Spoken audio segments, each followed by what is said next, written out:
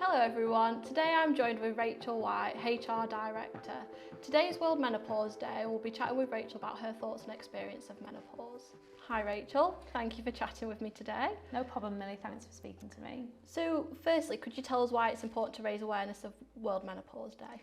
Yeah, I think it's really important to start to try and break the taboo of menopause and perimenopause because it's just something that people just don't talk about, but yet lots of people experience or have somebody in their life that might be experiencing it. For me, I didn't appreciate that perimenopause could be something that would start, could start in your early 40s.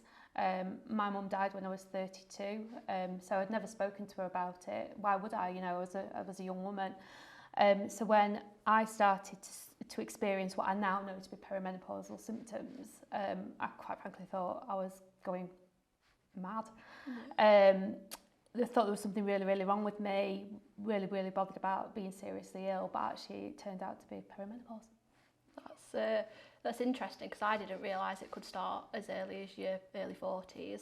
I think the general perception is that it only affects older women, which clearly isn't true, and I think it's important to raise awareness of that. So if you wouldn't mind, please could you tell us about your experience with menopause? Yeah, so like I say, during lockdown, like a lot of people suffered quite a lot from anxiety, like everybody did, the uncertainty of what was going to happen, worrying about your family, etc.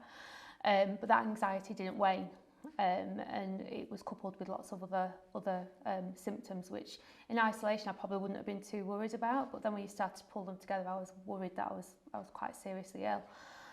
So I would struggle in meetings, I would kind of try to avoid eye contact with people because I was worried about one, either saying the wrong thing or not being able to articulate what I wanted to say. There was points in time where I knew exactly what I was looking at or what I was trying to say, but I couldn't find the words, so I ended up describing like a mug as like that thing that water goes in, and I just felt a bit ridiculous, to be quite honest. And then the other things, so my hair was falling out in massive clumps, my nails wouldn't grow, they kept splitting. I was just epically tired and just felt generally just a bit rotten, to be quite honest. But you kind of don't put all the pieces together. And it was only through talking to a friend of mine that had actually gone through a surgical menopause because she'd had a hysterectomy that I was chatting to her, and she says, well, perhaps it sounds a bit like perimenopause, Rachel. I was like, no, I'm 40, 42, 43, whatever I was at that point in time. But I decided to take her advice. I rang my GP. I'd got very fortunately in with a female GP at my practice who's recently joined the practice, and she was absolutely fantastic. She reassured me, she sent me for some blood tests to make sure there wasn't anything seriously wrong with me. There wasn't, and she came back and she said, yeah, the likelihood is that it is perimenopause given what you've said that you're suffering and what your age. And so then we worked through some mechanisms to aid and assist me and try to get me to a place where I was a bit more like myself, which I hope I am. Yeah, that's great that they were able to help you with coping mechanisms to make you feel more like yourself again. And it's very inspiring for you to tell your story, and I'm sure people will appreciate you sharing your experience as well. Do you have any final things you'd like to mention about menopause and the Menopause Awareness Day? Yeah, so menopause and perimenopause, they're not illnesses. I know that I said that I thought there was something seriously wrong with me, and that's just because of the symptoms that I was suffering and not really realising that it was perimenopause, but they're not illnesses. They are just natural processes that will happen to most women. And I just want to ask people to be, show a bit more empathy towards people as they're going through this, because it can be quite difficult. I want to empower others to share their stories, or at least to show support for each other, and hope by me speaking about my own experience that will encourage others to do so, and just be a little bit more understanding.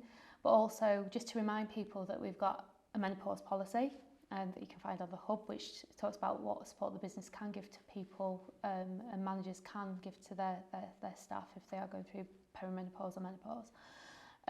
We've also got a menopause awareness session, which is coming up in November, which will be run by Hempic, who are a third-party company that do a lot of menopause awareness training with workplaces.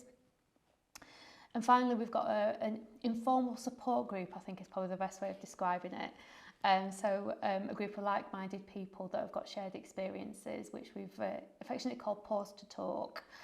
We meet probably every 6 to 7 weeks online. So if people want to come along to that, whether you're a woman or a man of Henry Boot, you'd be more than welcome, and details of that will be on the hub as well.